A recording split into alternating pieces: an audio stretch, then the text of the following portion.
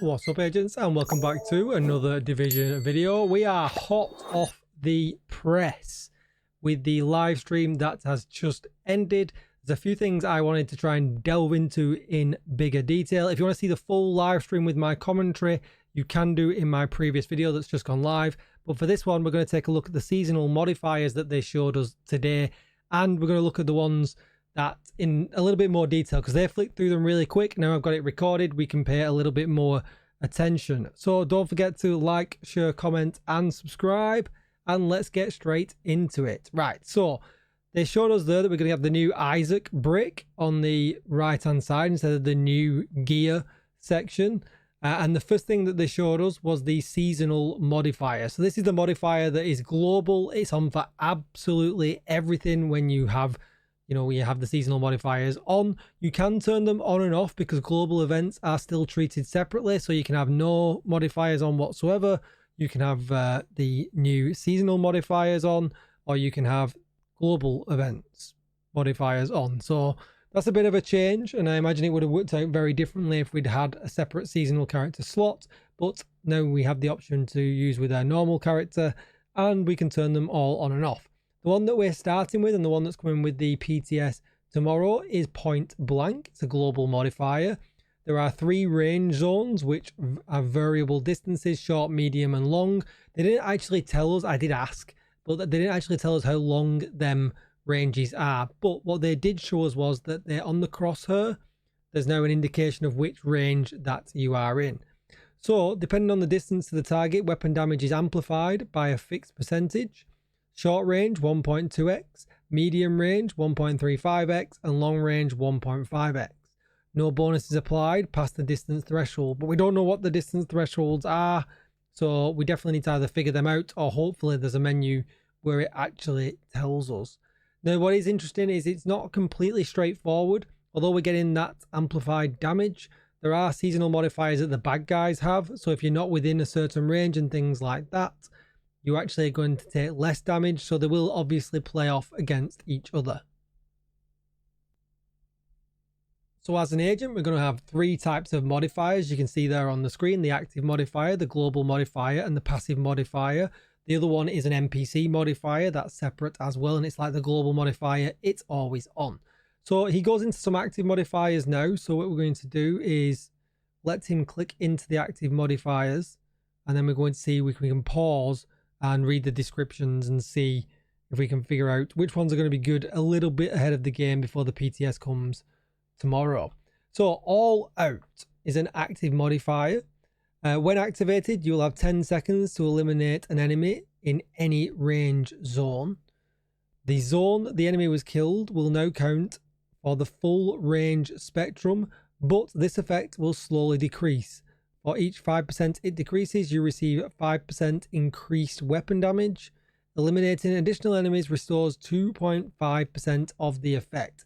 That sounds really, really good, because obviously the other modifiers are effective in short, medium and long range, so you can get all of them. And as long as you're killing, feels more like a solo modifier, to be honest, because you want to be getting the kills, unless your teammates' kills count towards the modifier, which would be interesting to see. But yeah, that definitely feels like a rate, but you know, it feels powerful, right? It feels like it's going to be really, really strong. So he did flick there very quickly, so let's see if we can get on that. There we are. So we've got another one there called Prime Time. On trigger, all equipped minor modifiers become effective only within the medium range for 15 seconds. Every critical hit within the range adds 0.5 seconds to the duration of this effect. That sounds crazy again. So these active modifiers seem like they are crazy, crazy good buffs, because I already know what the reversal one is if we get to it. Just flip back a second. Get on that reversal one. There it is. The reversal one swaps the damage bonuses and equipped passive modifiers between short and long ranges for a limited time, increasing each zone's amplified damage bonus by 25%. The total duration can be extended for each headshot within the 2 distances up to a maximum of 100% of this initial duration. Now, we saw with some of the other modifiers, the long range ones were very, very powerful. So you can only imagine that once this active modifier is on, you can bring them into short range and do crazy things with SMGs.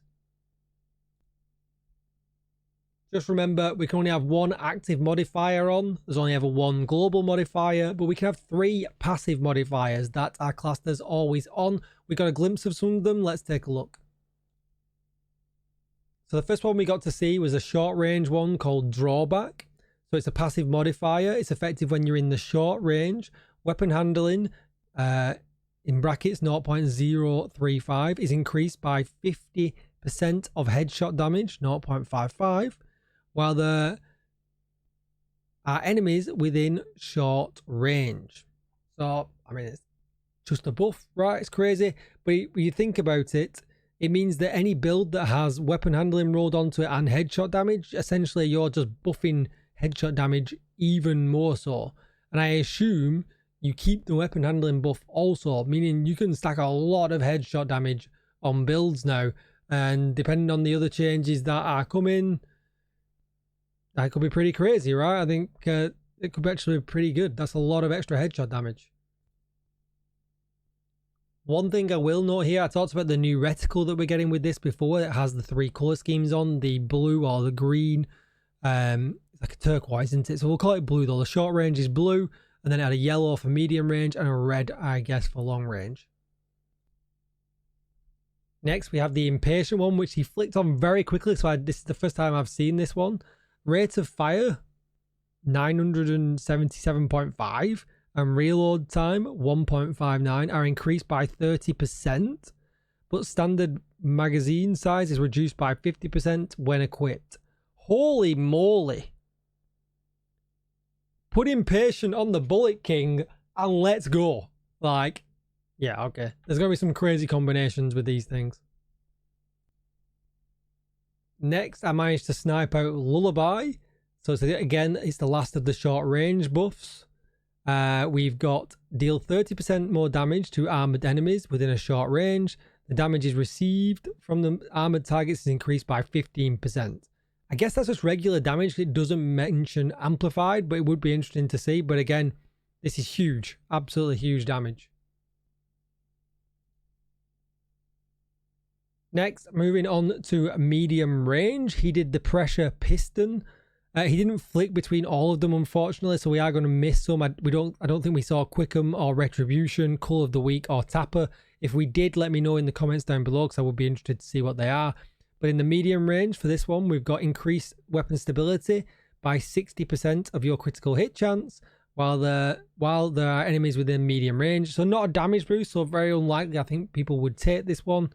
But, you know, if you're all over the place and a little bit shaky, this one might be the thing to take. It might make guns that are, you know, currently unusable extremely usable. I'm looking at you, bouncy SVDs. After that, we got a long range one called By the Teeth. Again, the effective range is in the red now, long range.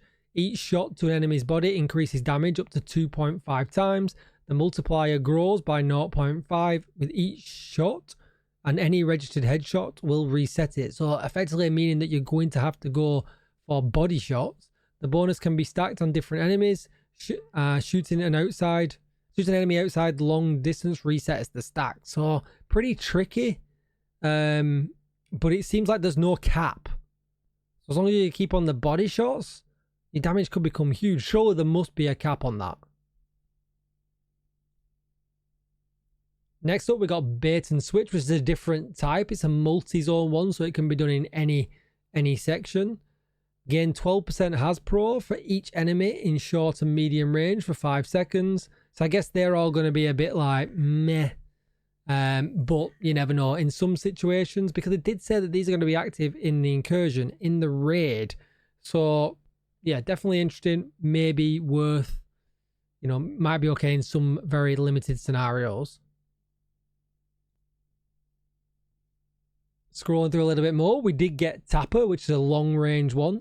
Headshot damage is increased by 150%, but body shots deal is greatly reduced damage at long range. I mean, that's crazy.